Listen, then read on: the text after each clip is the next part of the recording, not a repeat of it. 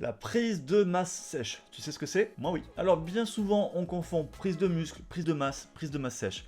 Faut voir que c'est pas exactement la même chose. Parce que la prise de muscle, aussi appelée donc prise de masse sèche, a pour objectif de prendre du muscle en limitant la prise de gras. Alors que la prise de masse de base, elle veut juste prendre du poids. Et donc la prise de masse, c'est l'adoption d'un régime alimentaire très calorique dans le but de prendre du poids. On y associe un programme d'entraînement pour essayer de faire en sorte que ce poids, ce soit si possible en majorité du muscle. Et donc en prise de masse, vous allez prendre aussi beaucoup de gras. Suite à la prise de masse, il faudra faire une sèche. Et votre sèche, plus vous aurez pris de gras, plus elle devra être longue et plus vous augmentez le risque de perdre du muscle. Et donc au final, l'enchaînement des cycles prise de masse et sèche, si c'est pas très bien mené, ça amène à très peu de progression en termes de masse musculaire. C'est pour ça qu'on va privilégier la prise de muscle, et donc aussi appelée prise de masse sèche. Le but ici, c'est d'avoir juste un léger excédent calorique, juste ce qu'il faut pour permettre à votre corps d'avoir les éléments nécessaires pour construire les muscles supplémentaires, mais en limitant la prise de gras supplémentaire. Ainsi, vous allez prendre très peu de gras, et ce petit gras là, vous pourrez l'éliminer facilement en un mois ou deux